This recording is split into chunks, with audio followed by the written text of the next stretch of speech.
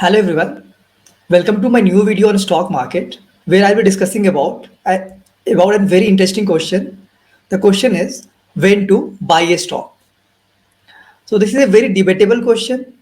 You will see that people will keep saying do not buy the stock. The stock price has already risen by let's say 100% in 3 4 months. You should not buy this stock. Buy the other stock that has not risen. So this type of questions and you will find these type of suggestions in the stock market. So I will try to clear all of these questions or suggestions that you get so that you have a clarification on this. But before going into moving into my slides, so I have some slides here.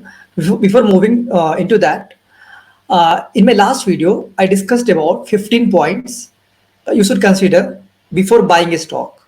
So what to buy for long-term investment. And in my videos, I only discuss about long-term investment, not about short-term investment. And my long-term investment like horizon is around 10 plus years. So I will recommend you to watch that video. I understand that that video is 45 minutes long, but that video has a lot of information. So I can also make that video in 10 minutes by telling that 15 points in 10 minutes. But that way I will not be, I think I will not be doing a great justice to you. Because see, whatever knowledge I have acquired is mostly by reading books. And this, I mean, and also from my experience also, but mostly from books. And I have taken a lot of time to read these books. And if I try to provide this knowledge just in 10 minutes, I think you will get some half knowledge and it will and maybe you will apply it in wrong way. That's why I'm not created 10-minute video for that. It's a 45-minute video, but I have explained all the 15 points very clearly in that. So you can find the link to the video in description because I will use that I will say that video as reference in this video. Okay, so let's move on to the topic here today. So when to buy a stock. Now what to buy, I have already explained in my last video what to buy. Look at 15 points. If some stock qualifies that, then buy that stock for long term. Now when to buy a stock. So let me just open the PowerPoint here. So okay, so let me move to the first one. So when to buy a stock. Now my general I will say view is that if the right stocks are bought and held long enough, they will always give you very good profits. Usually they will produce you a handsome profit. So if you have followed the 15 points and you have bought some stocks and then you keep it for 10 years, then in most cases you will get a very good profit. But there will be cases that if you buy at certain time, your profit can be maximized. So I will discuss about some of the cases here, what can happen. So normally look at companies that can grow for long term. So when the companies can grow for long term, your stock price will also grow for long term. So this long term growth can either happen through capturing market share from others. The example of maybe Titan or HDFC Bank, which are capturing market from other, like HDFC Bank is capturing market from public sector banks, or Titan is capturing market from the unorganized jewelry market in India. So this type of cases. Or due to the growth in the sector itself. This is a second case in which growth can happen. So this is also quite clear. Take example of, I will say, electric vehicles. So the sector itself is growing, like the electric vehicle sector itself is growing. Or take example of the cloud market, that is also growing. So the sector itself is growing. Or take example insurance sector in which penetration is very low. So that sector itself is growing. Now, when to buy a stock? So one point is that stock, sometimes you will see that stock price will fall due to some temporary issue.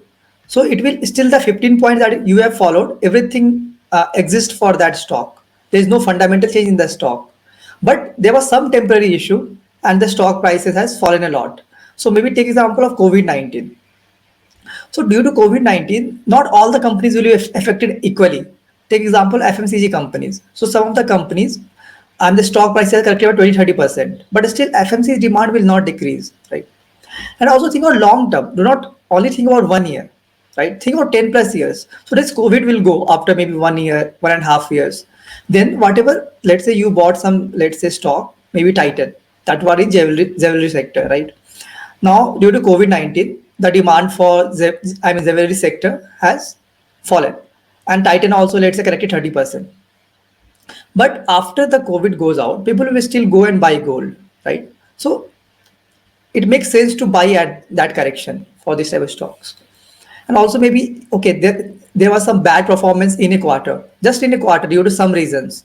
So you should also look at that reason. That is also important. I mean, if the company is, let's say, the sale of the products is decreasing, and that was the reason, then you have to look, I mean, more. But let's say if there was some temporary issue, and like let's say maybe a strike on their one of the factory, and this, I mean, due to that there was some loss. So these are very temporary issues. So these, I mean, these are good times to buy a stock. And another is like companies who were struggling once, but their fundamental are improving year by year. I'll give a very good example of this. So if you look into Britannia Industries, so Varun Veri as CEO, he joined in 2013. And 2013, if you see the operating margin for the company, it's 7%. It's very low. In FMCG sector, 7% I will say is very low. If you look at the margins of other companies, they will be like greater than 15%. And if you also see the stock price on the below chart, you can see it was quite flat before 2013. If you see the rise after 2013. So if you see, it's like from 500, it has gone to almost like 4,000, right?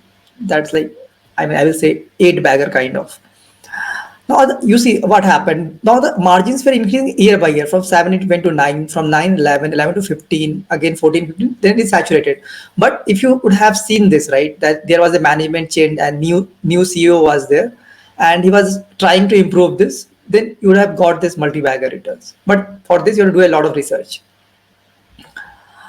Okay, take example of like corrections that happen without any change in fundamentals. ITC stock price, if you see, it has been flat for many years. And even if you would have been long-term investor, you will think, okay, in long term, it's like 7, 8 years, I have not got any return, except for the dividends that IT has given. But you see, there has not been any fundamental change. If you see, fundamental means its sales is still growing at 10%. Its profit is still growing at 10, 15%. So there is no fundamental change. The only change that has happened is increase of taxation on ITC, and also like most of its profits are still contributed by cigarettes. But in the past also it was contributed by cigarettes itself, right? So there is nothing fundamental change, and they are migrating to the FMCG. I mean, so now they are trying to migrate most of their revenues to FMCG sector. So actually, that's a very good change, actually, if you see. But typical investors, I mean, they normally react to short-term, I will say, news like, okay, increase in tax in every budget. So if you see, the most of the MS stock price are even flat. And in before COVID-19, ITC does not, okay, cigarettes, okay, they had some impact on cigarettes, but that was very temporary. And the stock price fell from 300 to 150. I mean, it corrected almost 50%, and there is no fundamental change. And I actually bought a lot of ITC stocks during this when it happened. Another is Mahindra and Mahindra share price. So if you see, it went to like 900 plus, and it fell to like 300, below 300 in this COVID-19.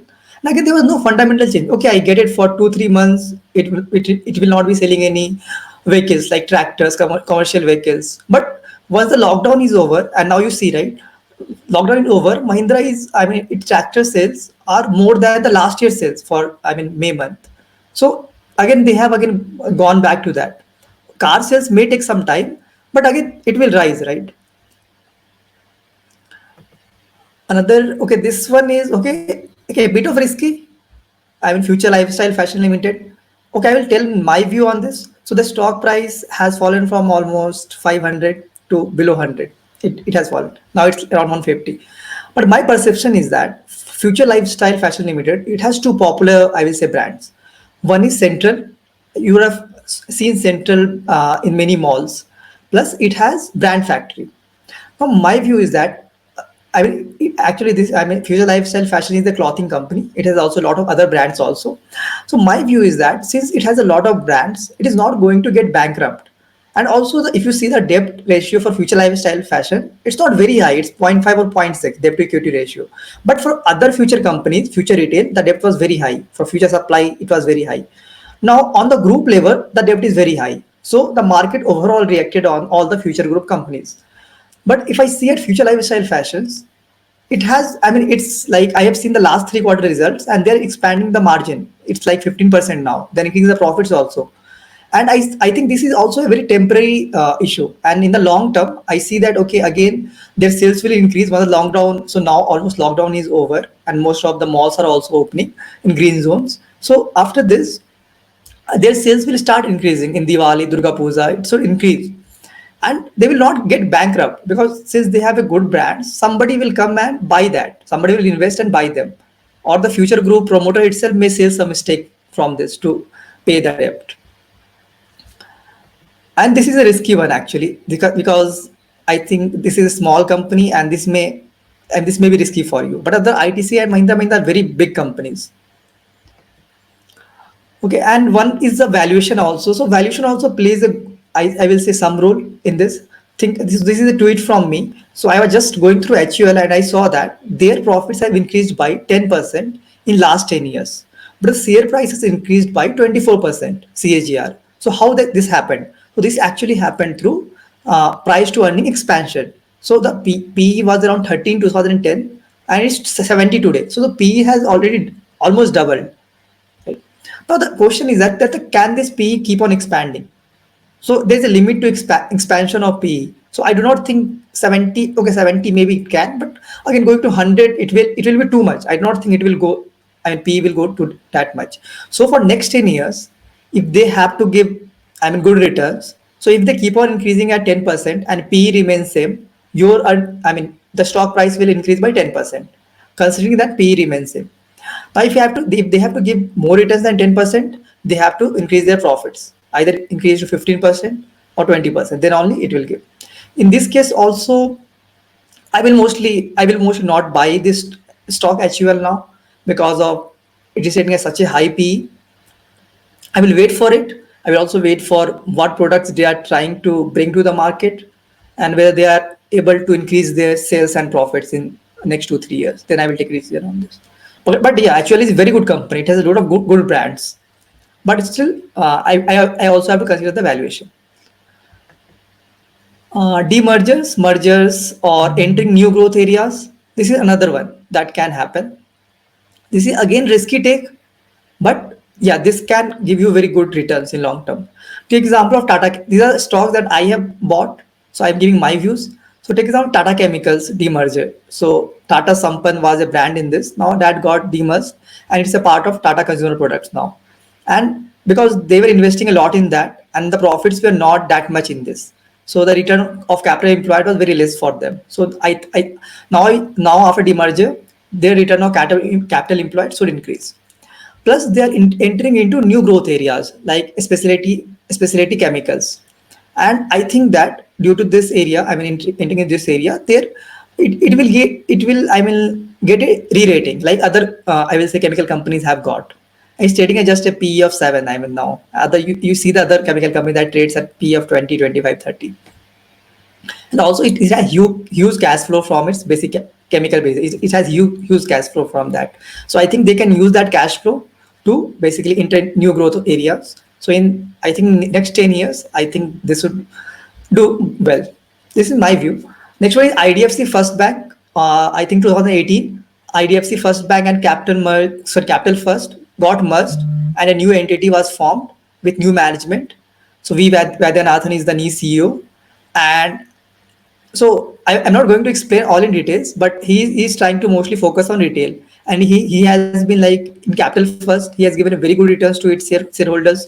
He was also like head of the retail at ICICI Bank before it. So he has a very good exposure to retail. I mean, how to do this? I mean, increase this retail banking. Another one is TV. I mean, TV 18 plus Network 18 merger now that is happening, and this is going to and this company is going to become one of the largest media companies in India, and this company is a subsidiary of Reliance Industries. So I have bought good amount of stocks for TV 18 because of this, because I feel that this company once it merges, and they're very good brands. If you see Color Channel, Viacom 18 is like they have 51% stake in that. Plus they have other Voot is their one of the brands. So they have very good brand. Money Control is one of their brands. They have a stake in Book My Show. So they have very good lot of investments. So only they have to like improve the financials. They have to like use the capital efficiently. And after this merger happens, they will be like they will not have any debt after this. And if you want to like get my I have written about IDFC First Bank details, so that's Quora answer is there. So you can look at this if you want to get my view. This is what I follow. I normally keep doing SIP in stocks that tick the 15 points that I mentioned in my previous video. That is, companies would have good management, high ROC of greater than 15%, ROE for banks, great products for sales growth. I mean, products would be there that can increase the sales, keep on increasing the sales, low on debt. So that's what debt to equity less than 0.5. Also high operating margin. These are some of the points that I mentioned in previous video. So I invest most of like 70% of my investment in this type of stocks. Now remaining 30%, 20% in stocks that are into new growth areas like Tata Chemicals, I will say IDFC First Bank, TV18, these type of stocks, which are, I will say, a bit risky because I am basically hoping for that they do well. They have not been doing very well in the past, but I am hoping that. Another example, Gary Future, lifestyle fashions. So the price has corrected a lot. So this type of, but again, this would have good management also. Tata Chemicals is Tata Group company. Plus again, Reliance, TV18 is Reliance, IDFC First Bank with V. Vaidyanathan is very good at management.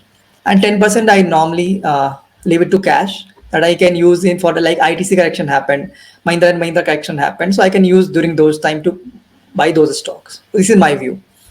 So I hope this video helps you in like when to buy. I mean, it clears you. So typically keep on doing SIP in most of the stocks that you have once selected.